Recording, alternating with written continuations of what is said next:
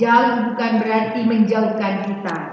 Dengan masa pandemi, jauh bisa mendekatkan juga kita. Seperti seminar kita hari ini. Kalau kita beranjak untuk mengundang dari Jogja, dari Surabaya, dan sebagainya, mungkin butuh waktu dan kos yang lebih besar. Tapi kita melalui webinar ini, kita bisa berinteraksi. Baik, kita akan baca. Kita kan sesi pertama tadi ada 3 penanya, baru 2 penanya. Kita masuk dulu, ada yang masuk dari chat. Ada pertanyaan dari chat tadi. Sebentar, saya ambil, ada beberapa pertanyaan dari chat, tapi saya bacakan satu dulu. Saya mau dulu, Ustadz sudah tersambung kembali dengan saya? Ustadz? Ya Ustadz? Ya, pertanyaan mau di apa? Saya sambungkan dulu dengan Ustadz. Ustadz sudah tersambung, biar kita bacakan chat dari pertanyaan ini. Sudah, ya Ustadz, ini ada satu chat. Ini tidak jauh-jauh orang kita di sini dari SD Negeri 2 Lok Sukun. Bertanya, ini dituliskan hampir setiap desa di Aceh Utara ada batu nisan zaman Samudra Pasai, dan pusat kerajaan diketahui berada di Kecamatan Samudra Gedung. Bagaimana sistem penyebaran pemukiman masa itu hingga sampai ke pelosok-pelosok? Bisa ini Ustaz? Kalau Ustaz sudah mau menanggapi, disilakan. Terima kasih. Ini pertanyaan yang pokok dan sangat penting. Dan ini memang pertanyaan yang memperluas persoalan dan memperluas tentang Samudra Pasai, dan saya suka sekali pertanyaan seperti ini karena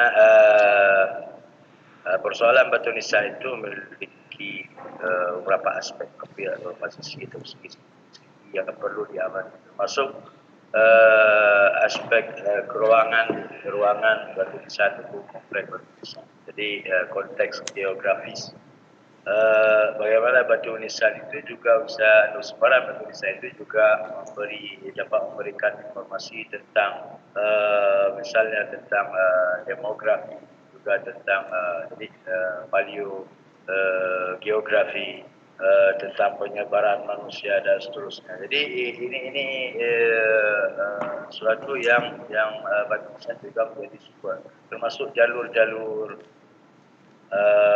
kawasan-kawasan ataupun daerah-daerah geografi yang dihuni dan topografi wilayah yang dihuni pada masa lampau. Dan benar sekali sebagaimana yang disebutkan dalam pertanyaan bahawa sebaran batu nisan itu sangat luas sekali, khususnya memang daerah sentralnya dan pembagian wilayah pada waktu itu yang saat ini masih kita mencari jawabannya bagaimana sistem pembagian wilayah di masa pemerintahan dinasti Malik Saleh itu, jawaban masa kerajaan Samudra Pasai.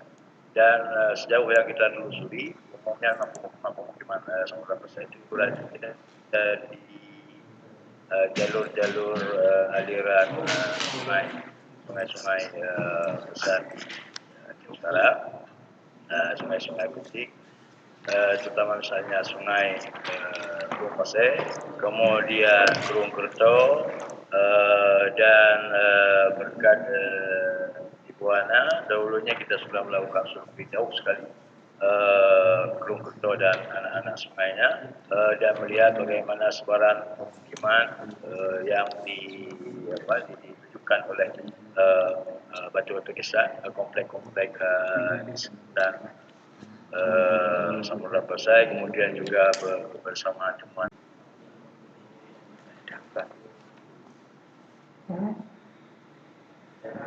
Terus.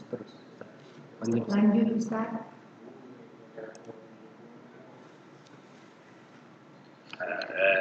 Jadi terputus, kita sambung kembali. Ya. Jadi sebaran batu nisan itu juga memberi kita informasi pola pemukiman dan bagaimana orang-orang di zaman itu memilih pemukiman mereka, dan bagaimana kemudian batu tulisan itu kubur mereka itu ditempatkan. Dan kita sudah mengamati sejauh ini bahwa kubur-kubur itu selalu berdekatan dengan sungai ataupun jalur air. Itu menandakan ini suatu hal yang kemudian kita sebutkan bahwa jalur air ataupun bantaran sungai itu adalah sesuatu yang sangat terjaga masalah maut.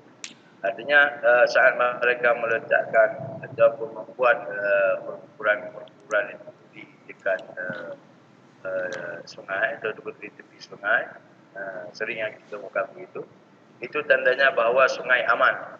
Artinya sungai tidak menimbulkan banjir yang sehingga merusak kubur-kubur yang menjadi kenangan tempat mereka kubur dibuat dengan batu nisan demikian supaya mereka untuk orang-orang yang mereka kenal, sehingga itu tidak terusik dengan banjir. Artinya tidak ada ataupun sangat kurang bencana yang disebabkan oleh banjir karena mereka begitu memperhatikan sungai, distribusi air dan seterusnya, sehingga mereka tidak khawatir untuk meletakkan kubur orang-orang yang mereka cintai itu di dekat dengan tepi sungai ataupun ini suatu hal yang sangat menarik. Artinya mereka paham tentang mitigasi bencana, mereka tahu bagaimana mengelola alam itu sendiri, khususnya banjir. Mungkin berbeda dengan sekarang. Di tempat yang dulu sangat aman, misalnya yang sekarang disebut dengan di Matangkuli. Jadi Matangkuli sekarang kita di Kabupaten Matangkuli Jawa Utara itu biasanya kan sering terjadi. Itu termasuk kawasan padat penduduk. Bahkan di dalam masa-masa kolonial pun mereka mencatat bahwa orang Aceh menamai Matangkuli dengan betul lalat. Artinya demikian banyak ramai orang yang bermukim di Matangkuli. Kemudian juga stasiun rel kereta api juga masuk ke Matangkuli. Matangkuli modal. Intinya tempat yang hari ini mungkin tidak begitu aman bagi penduduk, artinya karena naik berbagai musim hujan, curah hujan tinggi, itu menjadi tempat yang digenangi oleh banjir. Tapi masa dulu sepertinya itu tidak demikian. Jadi itu karena mereka memperhatikan lingkungan hidup mereka, menjaga alam sekitar mereka, berusaha selalu harmonis dengan alam yang mereka tinggalkan, dan mereka punya cara berpikir pula dalam pemilihan pemukiman. Pemukiman itu tidak sembarang dipilih, artinya tempat-tempat yang akan mengundang istilahnya penyakit, wabah dan sebagainya, itu akan dihindari. Saat sekarang juga terbukti di tempat yang misalnya katakanlah di Kutagrung, di Kecamatan Sampras, Dagrung, Petasan dan seterusnya di kawasan di Samudra Besar, itu sampai pada masa kemudian pembuatan orang kusta itu di situ, pemulihan orang kusta, artinya cuacanya di situ keadaan iklim ataupun cuaca yang sangat baik sehingga memungkinkan untuk pemulihan penyakit kusta. Jadi mengapa mereka memilih kota itu, mengapa mereka memilih tempat itu untuk menjadi satu pusat kota itu karena perhitungan alamnya, perhitungan cuacanya, dan perlunya sebuah pusat pemerintahan itu pada keadaan alam yang sangat stabil dan keadaan alam yang sangat baik. Itu mereka perhatikan. Ini hal yang seperti ini justru mengingatkan saya kepada satu cerita tentang Salahuddin Ayyubi, bagaimana dia membuat satu benteng yang namanya di Jabal Muqattam. Itu dengan membuat uji coba, dia meletakkan daging di beberapa tempat di kayu itu. Kemudian dia memilih di mana tempat daging itu lambat membusuk. Artinya untuk suatu tempat pertahanan kemudian saat tertepi adalah orang untuk cuaca ataupun keadaan alam di situ yang lebih memungkinkan orang untuk melihat. Jadi hal yang seperti itu, kearifan seperti itu dapat kita lihat daripada apa yang mereka tinggalkan.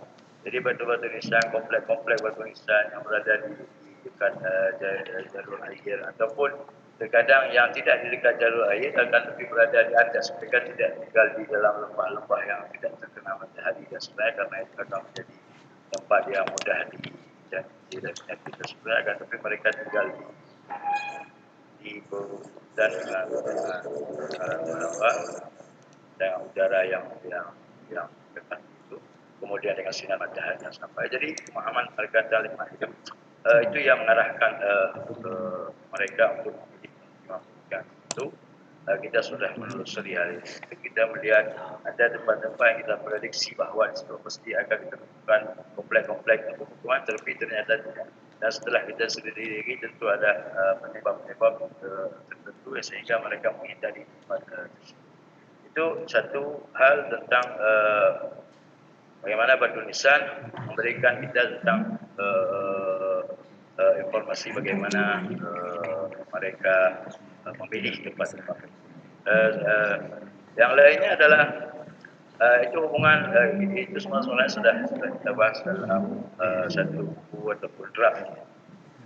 Buku itu belum selesai sempurna secara betul, akan kita terbitkan, diterbitkan oleh lembaga Universitas seperti di Aceh. Di situ juga kita jelaskan bagaimana pemukiman-pemukiman itu menjadi tersebar antara pesisir ke pedalaman.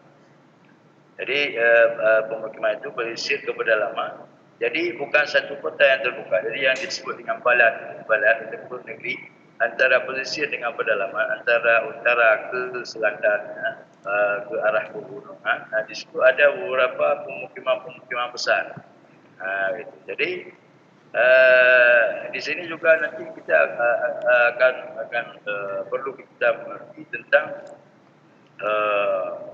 bagaimana perkembangan pemukiman dalam Islam yang dia sentral pada masjid misalnya sebagai sentral pemukiman dan seterusnya. Jadi hal itu dapat dibicarakan pada kita, tapi sekedar bayangan yang apa yang ditanyakan tadi.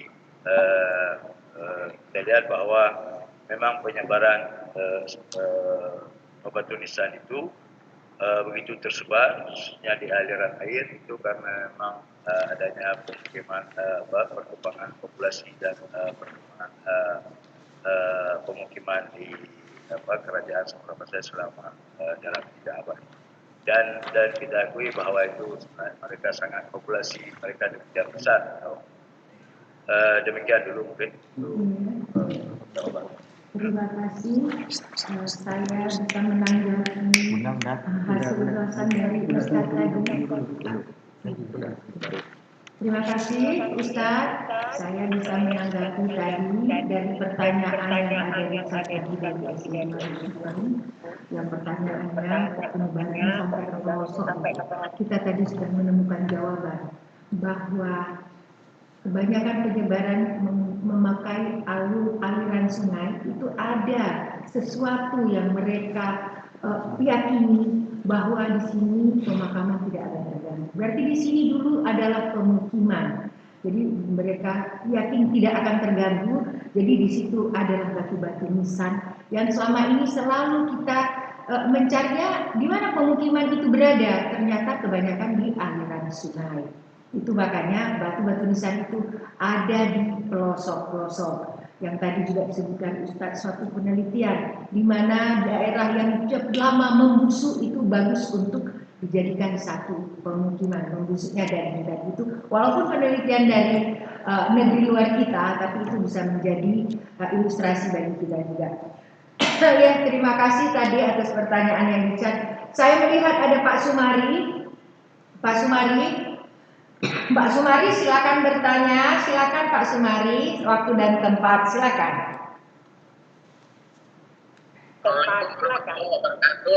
Kenalkan, saya Sumari.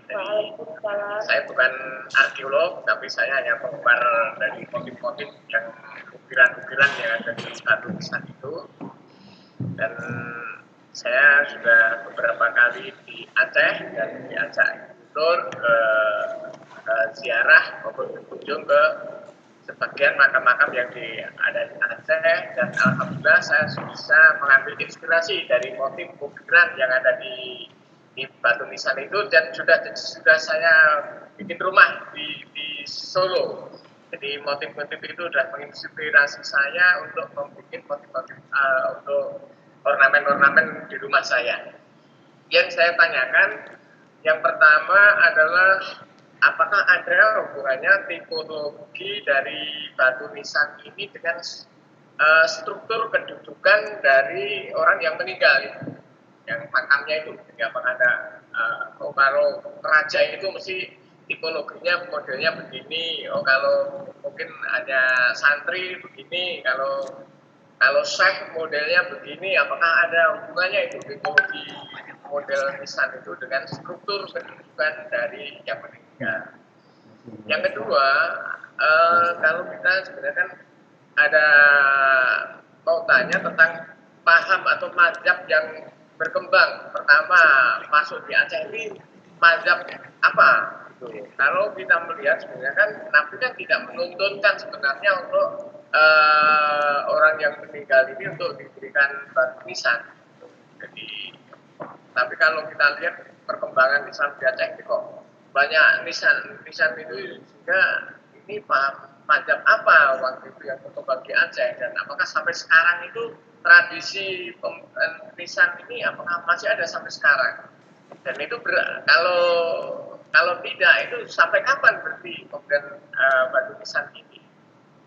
Itu dua pertanyaan itu, Bu. Terima kasih, Bu Nurhana. Mudah-mudahan sehat semuanya.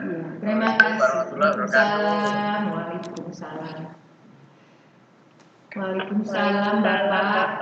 Ini kami tunggu Bapak lagi ada di Samudra Pasai. Bapak orang yang sudah beberapa kali berkunjung kemari. Saya sangat senang dan bangga sekali di mana motif-motif Samudra Pasai Bapak telah perlihatkan ke saya menjadi motif yang ada di tiang-tiang rumah Bapak, motif di lemari Bapak luar biasa, kecintaan Bapak terhadap Samudra Pasai. Saya berharap kecintaan itu membawa Bapak juga kembali kemari untuk membantu kami meneliti lebih jauh, ya. Pertanyaannya, apa ada hubungan tipologi dengan struktur kedudukan, misalnya raja begini, yang petinggi yang lain begini. Nah, itu satu. Nanti ini pertanyaan saya arahkan dijawab oleh Ustaz. Yang kedua, ini saya lebih ini khusus untuk di Aceh, ya. Tentang batu nisan, apakah yang pertama itu mazhab apa? Karena di sini banyak sekali batu nisan, mungkin ada perkembangan setelah itu, mazhabnya bertukar, itu kita tanyakan ke Ustaz. Ustaz bisa mendengar saya? Ustaz, Ustaz ada dua pertanyaan Ustaz didengar, ya. Ustaz sudah merekam pertanyaan dari Pak Sumari. Sekarang silakan Ustaz menanggapinya.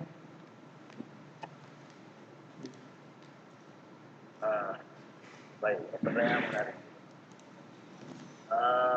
Masalah apakah batu nisan itu dapat memberikan informasi tentang status orang yang dikuburkan, dia tokoh besar, tokoh mahkamah masyarakat umum dan seterusnya. Apakah juga status gendernya, apakah dia lelaki, wanita, sebagaimana yang sudah dijelaskan tadi oleh adinda saya Muswar, yang kita bicarakan tadi memang tentang batu nisan Sumatera Pasai, dengan apa, dari ditinjau mungkin kalau dilihat dari aspek bentuk, kita ada beberapa aspek material ini belum dibicarakan, belum didiskusikan. Kemudian juga aspek bentuk, kemudian aspek kaligrafi, kemudian aspek dekorasi ataupun ornamen, kemudian juga aspek verbal, kaligrafi, bahasa yang digunakan, kemudian dalam persoalan aspek bentuk ini berkaitan dengan bentuk. Apakah bentuk itu dapat menginformasikan kita bahwa ini adalah laki-laki dan wanita. Dalam kasus batu nisan Sumatera Pusat, ini tidak. Tidak kita jumpai ada perbezaan itu. Ada kecuali sedikit, ada beberapa yang mungkin dapat ditemukan ataupun dari kesan umum batu nisan. Ada yang secara bentuknya dia mirip dengan yang lain, akan lebih dia memang agak lebih terasa lebih kening terasa kita maksudnya. Ada lebih kesannya, jadi kesannya agak lebih seperti wanita, ada kesannya lebih gagah misalnya seperti lain dengan batu nisan Cek Darussalam, nisan yang pada era selanjutnya mulai dari abad ke-16 dan sampai abad ke-19. Jadi tradisi batu nisan itu mungkin berakhir pada batu nisan yang di Aceh ini, yang di Aceh. Yang di Barus masih pemahatan batu nisan itu masih dilakukan. Pemahatan batu nisan di Aceh itu berakhir sampai abad ke-19. Setelah masa kolonial, masa perang dan kemudian di Aceh ini sudah tidak lagi ada orang yang membuat batu nisan khusus dengan, bahkan kalau menurut informasi daripada Lee Kramer, ada satu buku dalam bahasa Belanda, buku Tulis Aceh, buku etnografi Aceh. Jadi dia memberitahukan tentang perkembangan seni rupa di Aceh, termasuk antaranya seni ukir kayu waktu itu sudah merosot di Aceh, akan tetapi masih bisa ditemukan dan itu masih dilanjutkan dan mungkin sampai sekarang seni ukir kayu masih berlanjut di Aceh. Rumah Aceh itu masih ada seni utuh kayu, utuh ukir atau disebut dengan bahasa Aceh itu utuh cumuli, utuh tukang ukir ataupun ahli kayu ukir. Sementara tentang Jack Rimmel menginformasikan bahawa tentang pengukir batu ataupun pemahat batu itu sudah tidak ditemukan lagi semenjak masa kolonial. Jadi itu terbit tidak salah saya di tahun 1914. Jadi sebelumnya sudah diinformasikan oleh etnografer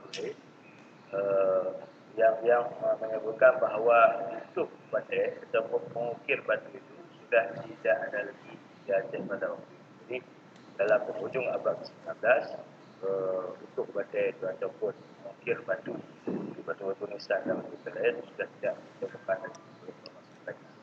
Yang mungkin yang tertinggal cuman untuk pemahatan ala-ala rumah tangga, untuk batu pemilih buku dan seterusnya, menyangkut dengan peralatan rumah tangga itu yang masih berlanjut. Jadi pemahatan batu nisan Aceh itu dapat dipastikan berakhir ya sekitar penghujung abad ke-19 ataupun bahkan mungkin dari pertengahan abad ke-19 dan berakhir. Berlainan dengan setelah kita melihat Barus masih melanjutkan sampai hari ini masih ada para pemahat batu nisan. Kemudian kembali ke masalah status tadi. Ini ada status tentang apakah dia orang penting ataupun pemerintah ataupun keluarga kerajaan. Nah, ini kita bisa bedakan di sini. Untuk keluarga kerajaan memang lebih spesial, nama lebih khusus. Dia dibentuk khususnya abad ke-15. Dia seperti yang sudah dijelaskan tadi, dia punya puncak batu nisan itu dibentuk seperti bentuk mahkota. Saya mengatakan itu bentuk mahkota. Jadi yang untuk kerajaan atau keluarga kesultanan itu dibentuk dengan puncaknya pakai mahkota. Sementara yang untuk umum itu dipakai batu nisan prototipe yang sudah muncul itu tanpa pemahkotaan itu dapat dikatakan itu pada abad ke-9 abad ke-9 kemudian abad ke-15.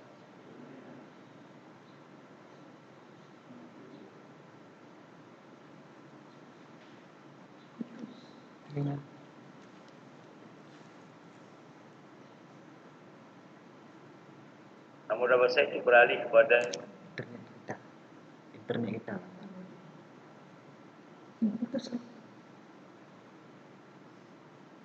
Suara berhenti. Termasuk ya, sebentar ya. Putus lagi. Ustaz keluar Ya. internetnya mati. Internet di Banda Aceh off kayaknya. Sebentar ya Pak, kita sambungkan lagi.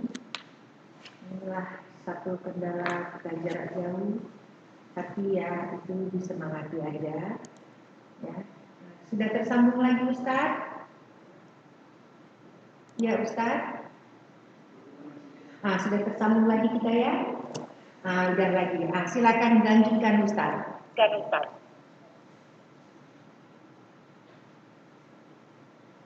baik, sedikit lagi memang. Jadi pada bukan tahap akhir ataupun penghujung daripada masa Samudra Besar, mulai dah temukan itu nisan bertanggal yang terakhir sekali itu tahun 1924 itu. 1924 itu dia, atau dengan Masihinya 1518. 1518 itu batu nisan dengan penanggalan paling terakhir yang kita jumpai sampai saat ini.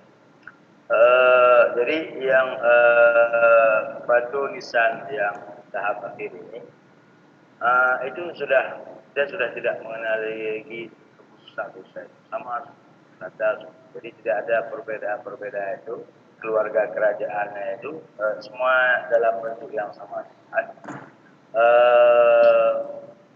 Mungkin yang untuk umum ataupun untuk yang di luar keluarga kerajaan itu masih menggunakan batu nisan prototik ini, karena memang sangat umum. Bentuk batu nisan yang paling umum itu adalah yang bentuknya sangat sederhana, punya puncak di atas, kemudian langsung batu yang pahat. Jadi tidak banyak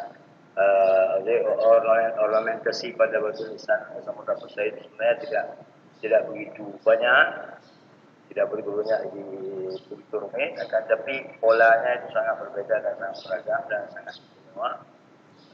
Lain dengan batu nisan masa Aceh Darussalam.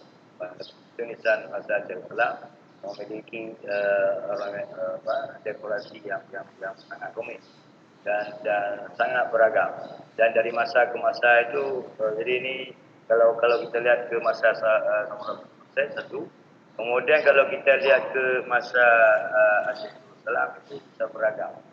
Itu cerita panjang yang lain lagi. Kalau Samudra Besar itu memiliki sekitar 20% dari seluruh batu nisan Aceh Darussalam. Itu lagi batu nisan Lamuri dan seterusnya. Jadi 80% lain mungkin itu akan diisi oleh Aceh Darussalam. Aceh Darussalam dalam periode ini daya kreativitas masyarakat waktu itu sangat aktif. Artinya semua ingin meninggalkan jadi muslim. Artinya berpindah periode, mereka punya latar belakang untuk membuat sesuatu yang lain yang berbeda. Maka ada perbedaan bentuk dalam berbagai batu nisan Aceh. Itu karena memang mereka ingin menyampaikan sesuatu yang berbeda, memperkenalkan identitas yang berbeda yang macam.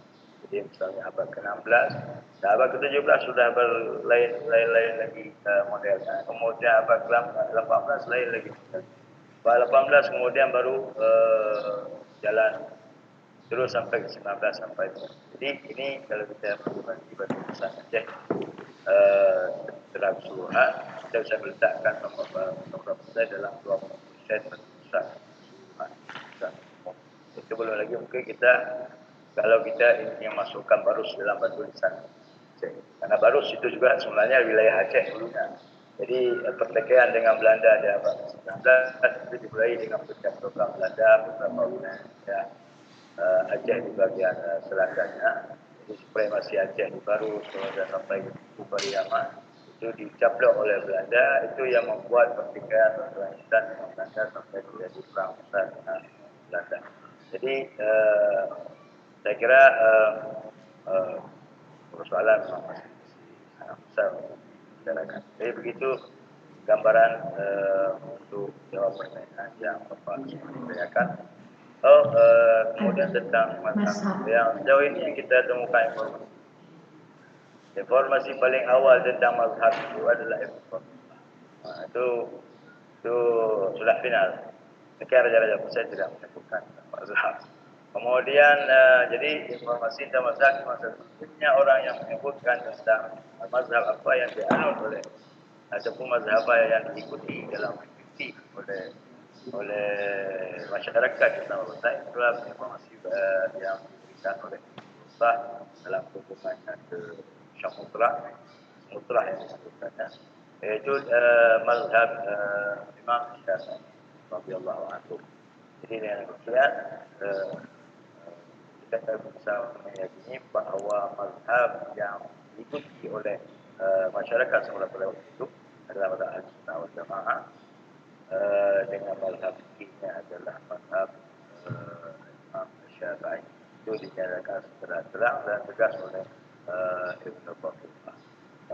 Kemudian keterangan itu dikuatkan kembali dalam satu dokumen yang sangat kuat dan sekarang tersimpan di Istanbul, surat daripada Sultan Alauddin Rakyat Shah, yang dia menyatakan bahawa dia dalam tulis dalam bahasa Dr. Osmani yang dikirimkan kepada Sultan Khalifah di Istanbul. Itu disebutkan bahawa dalam deskripsinya tentang kepulauan di Asia Tenggara ini, dia menyatakan bahawa negeri kami memiliki 24,000 pulau.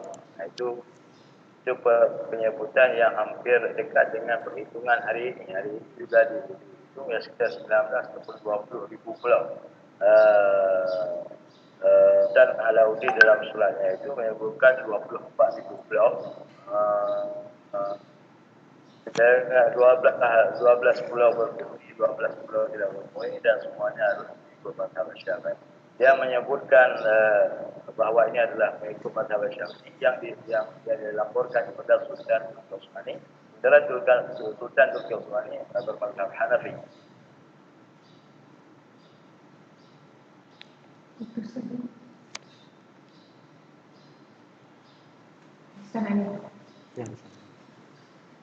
Maaf, ini terputus sejenak. Ustaz, terputus di sana, Ustaz. Di sana kan, internet. Ya. Kita coba menyambung lagi. Ini jaringannya terputus. Ya, Ustaz. Apakah bisa mendengar? Ustaz. Apakah bisa mendengar kami? Ya. Apakah bisa mendengar kami? Apa? Bunda tanya, apakah bisa mendengar kami? Ustaz, apa Ustaz bisa mendengar saya, Ustaz? Udah, Ustaz tinggal sambung lagi. Maklumlah kita pakai jaringan. Ya, beginilah Ustaz. Sambung ya, Ustaz. Untuk kali ini ya saya sambung sedikit lagi. Mungkin mungkin sudah dicukupkan dengan terlampau banyak juga. Jadi kembali ke persoalan mazhab tadi, mazhab yang diikuti. Jadi dalam surah itu Sultan Alauddin Shah juga memberitahukan bahawa di sini adalah mengikut mazhab Syafi'i. Jadi dugaan yang sebelumnya dahulu kita pernah mendengar bahawa Aceh itu adalah Syiah dan seterusnya, ternyata itu tidak pernah benar. Dan lewat dokumen itu, dari dokumen yang sekarang sudah ada, kita semua ada dan sudah beberapa orang bicara tentang dokumen surat-surat yang ada itu, dan dengan demikian sudah jelas bahawa Aceh masa Samudra Pasisir sampai dengan masa Aceh Darussalam tetap mengikuti mazhab Imam Syafi'i yang itu dalam waktu yang sama, berarti dalam mazhab Syariah dalam i'tiqadnya. Jadi mazhab Ahlussunnah. Itu demikian yang kita dokumen-dokumen Demikian mungkin, terima kasih. Setelah ini sudah ngaji, ini Ya, sudah. Ustaz, saya akan mengulas sedikit tentang tadi sebelum azan. Begitu azan kita terus akhiri acara ini, karena kita juga harus sholat, kemudian makan siang. Ya, kepada semua peserta memang untuk mendapatkan kepuasan harus bertanya semua itu tidak cukup. Kita layankan melalui ini. Kita juga terputus-putus tadi, tapi saya bisa menanggapi pertanyaan dari Pak Sumari tadi, apakah ada hubungan tipologi itu dengan struktur kedudukan. Ustaz sudah menjawab tadi bahwa kita untuk mengkaji tipologi itu banyak harus pengkajiannya, dari bentuk, bahan, tulisannya dan sebagainya. Dari segi bentuk, Ustaz tadi sudah mengatakan untuk tipologi yang di abad 15 itu bentuk mahkota itu adalah diperuntukkan kepada raja dan mungkin petinggi kerajaannya juga. Sedangkan untuk umum itu berupa prototip yang banyak kita temukan sekarang. Kemudian pertanyaan kedua, mazhab yang pertama masuk di Samudra Pasai sudah dijelaskan dari perjalanan Ibnu Battuta menuliskan bahwa di sini adalah mazhab Syafi'iyah, yaitu Ahlus Sunnah wal Jamaah. Itu diperkuat oleh surat dari Sultan Alaidin kepada Sultan di masa Sultan Turki Utsmani bahwa ada 24.000 pulau di Samudra Pasai, ya kita sebutkan Samudra Pasai, 12 berpenghuni dan 12 tidak. Mereka semua menganut mazhab Syafi'iyah, mazhab Syafi'i. Oke, Ustaz bisa dengar saya, Ustaz? Dengar. Tapi Ustaz ini ada satu lagi dari chat. Gimana Ustaz? Ustaz mau? Ini kayaknya untuk miswar. Coba miswar. Halo Dek. Sudah dengan miswar? Iya Bu. Ya, sedikit aja. Mungkin ini bisa diterangkan dengan dua untayan kalimat. Nah, kerajaan Samudra Pasai, Aceh Darussalam keduanya adalah kerajaan berdandaskan Islam. Sejarah atau artefak yang bisa dipelajari saat ini, perbedaan dan persamaan Nisan, Pasai dan Aceh. Ini datang dari Reza Perwira. Silakan. Sedikit aja. Nanti kita sudah. Tadi agak putus-putus ya Bu, yang saya tangkap pertanyaannya perbedaan Batu Nisan, Aceh dan Samudra Pasai. Betul, itu aja, betul. Halo. Ya, halo. Sudah saya bisa mendengar. Halo, saya bisa mendengar ini. Ya, silakan. Pertanyaannya tadi perbedaan Batu Nisan, Samudra Pasai dan Aceh Darussalam. Betul. Jadi tadi saya rasa juga sudah dijelaskan juga oleh Ustaz mengenai perbedaan Batu Aceh dan Pasai. Mungkin saya perlihatkan gambarnya saja ya. Boleh. Ini memang tidak iya. Benar ya Bu? Ya. Ya oke, tidak itu apa deh? Ini betul.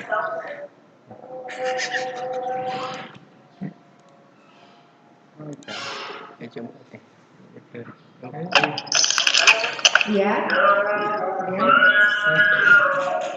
Saya. Warna gini.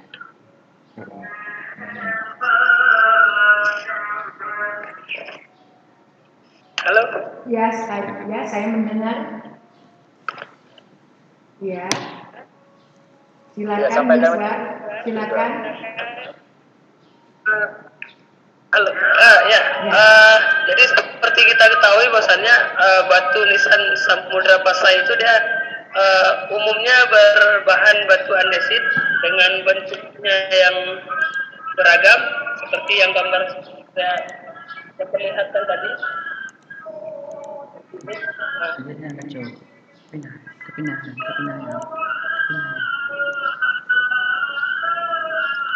merupakan batu nisan keluaran dari Kesultanan Samudra Pasai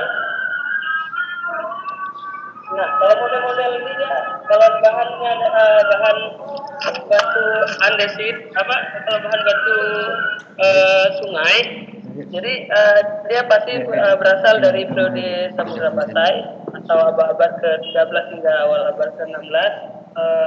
Ini adalah batu nisan yang ditemukan di Kesultanan Samudra Pasai dari bahan batu kolam. Dan di Aceh Darussalam tidak kita temukan nisan yang berbahan batu kolam seperti ini dengan bentuk serupa. Jadi memang batu nisan ini berkembang pada periode abad ke-14 hingga pertengahan abad ke-15 Masehi. Ini untuk model-model nisan Pasai. Dia memang selalu menggunakan bahan batu sungai. Nah,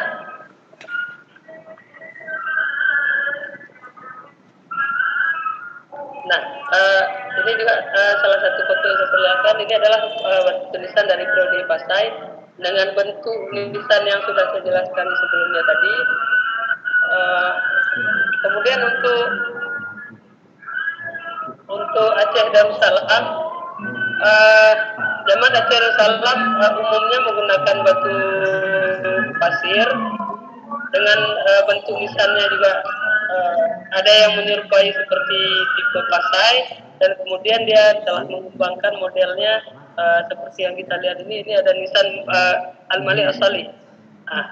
Nisan Al-Mali Asali ini sebenarnya bukan nisan dari zaman Pasai. Ini adalah nisan dari zaman Kesultanan Aceh Darussalam. Kita duga nisan Al-Mali Asali telah rusak, hancur atau berbagai faktor. Kemudian pada masa Sultan Alauddin, karena Al-Mali Asali adalah seorang tokoh besar dan salah satu sultan pertama yang bergelar sultan di Asia Tenggara, maka diganti nisannya menjadi batu nisan Aceh Darussalam. Nisan seperti ini ditemukan dalam jumlah cukup banyak juga, dan seluruhnya yang bertarikh wafat dia menyebutkan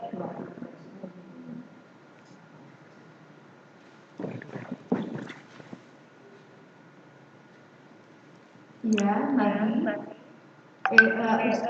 Miswar sudah ya? Miswar putus ya? Internet di sana ya sebenarnya. Di sana lagi putus. Mohon bersabar. Sembari menunggu tersambung. Udah sampaikan aja. Oh, ini baru tersambung kembali. Ada yang mau disampaikan lagi, Miswar? Ya. Sedikit lagi ya, Darussalam dia sudah menemukan kekhasannya sendiri untuk bisa kita sebut sebagai tipe Aceh. Kenapa? Karena memang model-model nisannya di periode abad ke-16 dia ada kekhasan sendiri. Seperti ini nisan Ali Mughayyasyah. Begitu juga dengan Ali Mughayyasyah meninggal 1530 Masehi. Kemudian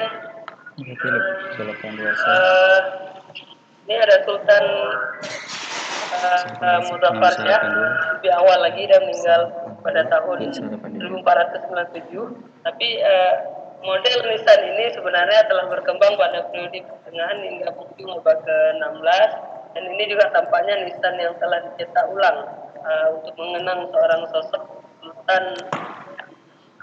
Dia telah kiprah dan memerintah pada zaman kerajaan Darul Kamal.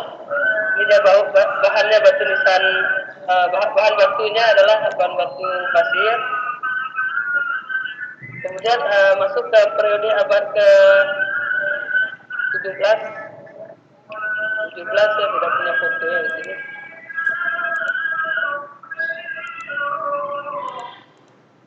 Nah, ini adalah model-model nisan periode abad ke-17 milik Syekh Muhammad. Dia hampir menyerupai seperti nisan Pasai. Kita menduga ini Syekh Muhammad di penghujung abad ke-16 atau awal abad ke-17. Dan ini sesungguhnya model-model dari periode Aceh Darussalam. Jadi kalau bahas tentang nisan peninggalan zaman Aceh Darussalam itu sangat panjang pembahasannya karena periode dinastinya yang lumayan lama, kemudian juga setiap 50 tahun sekali model nisan itu berubah seperti Ustaz sampaikan tadi. Jadi para pemahat itu mereka meninggalkan sidik jari masing-masing. Jadi masing-masing periode mereka mengembangkan. Jadi bukan tahap kepada meniru lagi, tapi lebih kepada tahap mencipta. Jadi memang nisan-nisan Aceh Darussalam ini ditemukan dalam jumlah besar di sini, dan di Semenanjung Melayu ketika ditemukan juga mereka menyebutkan sebagai batu nisan Aceh. Kemudian, nah ini ada model abad ke-17, ini milik wanita. Kalau zaman Aceh Darussalam, nisan wanita dan lelaki itu sudah sangat mudah kita bedakan. Kalau nisan perempuan itu dia bersayap dari penghujung pertengahan hingga penghujung pertengahan abad 16 hingga abad ke-19. Model nisan lelaki dan wanita itu sudah dibedakan. Itu. Ini nisan seorang laksamana wanita yang meninggal pada periode awal abad ke-17 Masehi. Ini model tipe batu Aceh. Dengan Ustaz. Pada nisannya disebut dia bergelar sebagai laksamana. Ya. Oke. Mungkin hanya itu yang bisa saya sampaikan. Ya, Saya terima kekurangan kasih. gambar ini kalau tentang Aceh Ya. Darussalam. Mungkin bisa panjang lagi jelaskan. Ya, kita sangat paham. Ya, kita sangat paham. Memang dengan seminar tidak bisa mengupas seluruhnya. Mungkin harus ada kita luangkan waktu kita berhadapan langsung dengan objeknya. Saya tadi mengambil satu jawaban bahwa perbedaan antara nisan Pasai dengan nisan yang ada di Aceh Darussalam itu sudah disebutkan dari bahan pembuatnya. Kemudian kalau dari segi bentuk, kadang dia sudah berlalu di abad berikutnya, tetapi masih memakai bentuk-bentuk yang abad sebelumnya. Jadi persamaannya itu tadi. Ada bentuk yang diambil ketika masa itu sudah berlalu, tapi masih ditabalkan untuk di masa yang ini. Itu mungkin ini membuat pelajaran bagi kita bahwa mempelajari batu nisan itu bukan sekedar hanya melihat batu nisan atau membaca inskripsinya, tapi jauh lebih dari itu. Tadi Ustaz mengatakan di Samudra Pasai hanya 20%, 80% ada di Aceh. 20% aja itu semua batu nisan itu sangat mendunia. Mungkin saya tidak bisa lanjutkan dengan pertanyaan, mohon maaf. Tadi saya ada lihat Pak Ahmad, kita mohon maaf dulu karena waktu. Mungkin ini terakhir saya minta ulasan dari Ustadz. Silakan Ustadz, apa yang ingin disampaikan, apa baik mengenai seminar itu atau hal lain yang menjadi semangat bagi kami untuk lebih mencintai sejarah dan menjadikan karakter leluhur sebagai kepribadian kami yang bersahaja. Silakan Ustadz. Ustadz, tersambung saya dengan Ustadz. Silakan Ustadz. Ya. Untuk. Ya, saya mendengar Ustadz. Terima kasih atas kesempatannya. Mungkin untuk terakhir museum. Ya. Museum yang kita cintai ini adalah langkah-langkah awal museum, dan kita memperingati hari jadi museum sudah menjadi satu langkah yang diberkahi, dan lewat museum kita ingin perkenalkan sejarah Islam, Samudra Pasai, riwayat yang sesungguhnya. Semoga kemudian juga museum dapat berperan sebagai wadah pencerahan generasi-generasi kita ke depan. Yang demikian kerja panjang masih kita dan kerja berat masih kita, dan sangat kita harapkan bahwa masyarakat kita semua lapisannya dan semua kelompok-kelompoknya. Saya harapkan mendukung museum ini. Museum inilah yang akan bekerja, akan berperan untuk melahirkan generasi masa depan yang lebih hebat, masa depan yang akan menjadi agen perubahan masa depan. Berikan bagi museum sesuatu yang sangat berharga bagi pengetahuan. Ya, saat mereka mengunjungi museum, mereka akan melihat bagaimana masa lalu, dan masa lalu itu akan menginspirasi mereka untuk berbuat sesuatu di masa depan, berikan dedikasi yang untuk bangsa dan negara, dan dedikasi mereka untuk agama ini, sehingga kita akan melihat suatu perubahan yang signifikan di masa depan. Jadi saya sangat mengandalkan peran museum ini bagi pendidikan, bagi edukasi generasi masa depan, dalam persiapan generasi yang kuat. Dan dengan demikian perhatian kita ke museum, mari kita perhatikan bersama, mari kita dukung bersama museum apa yang telah dibuat, apa yang telah dikerjakan, jangan kita rusak, dan tambah lagi kita dukung lagi, kita rawat bersama, karena ini pada akhirnya adalah museum secara fisik di Aceh Utara, tapi Samudra Pasai dan wilayahnya adalah di dunia Islam. Dan kita harapkan bahawa dia kembali bersinar sebagaimana di masa lalunya, sebab menyadari dan membawa pencerahan kepada semua orang, umat manusia. Demikian mungkin harapan dan kata-kata dari saya. Semoga selalu dalam taufik dan hidayah Allah Subhanahu wa taala. Assalamualaikum warahmatullahi wabarakatuh.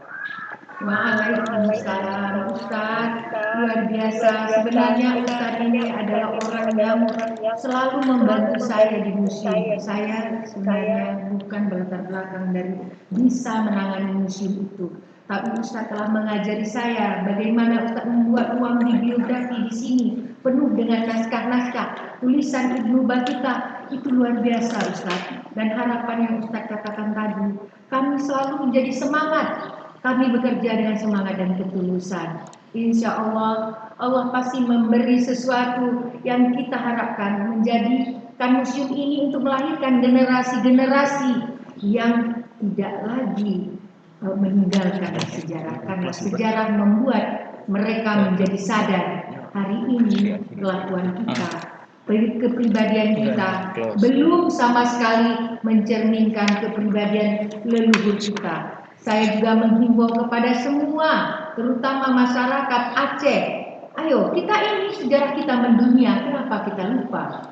Kalau kita melupakan sejarah, berarti kita melupakan kita itu siapa, kita berasal dari mana. Kita lupakan itu, berarti kita tidak tahu kita itu siapa sebenarnya. Mungkin ini di penghujung acara ini, saya mengucapkan banyak terima kasih kepada Ustadz, kemudian kepada Mizwar yang sudah setia di channel kita ini di Zoom, dan ini bisa diakses YouTube juga. Mau saya informasikan, tadi silakan di download bahannya, ada di email. Kemudian yang hadir hari ini kita anggap yang ada di dalam tampilan kita itu akan mendapat sertifikat juga yang ada komen hadir di channel YouTube. Dan itu kita anggap hadir karena masuk Zoom ini terbatas hanya 100 orang.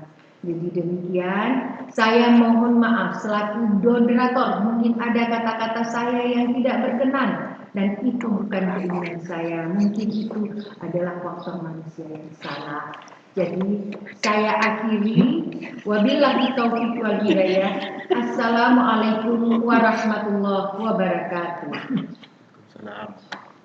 Oke, 1, 2, 3, close. Close channel. Pak Sumari. Halo, ini kita ngomong-ngomong ringan ya. Mungkin Ustadz yang pergi sholat, kita ngomong ringan dulu ini. Ini kan kita sudah tutup seminar. Siapapun yang masih mendengar nggak apa-apa. Ini ajang kita bicara karena kita jauh. Pandemi kita tidak bisa kemari, ya kan? Kami masih berharap Pak Sumari, desa percontohan kita tindak lanjutnya seperti apa? Ini kan kita mau ada sosialisasi PKN lagi. Jadi kita mohon ya adanya apa seperti semangat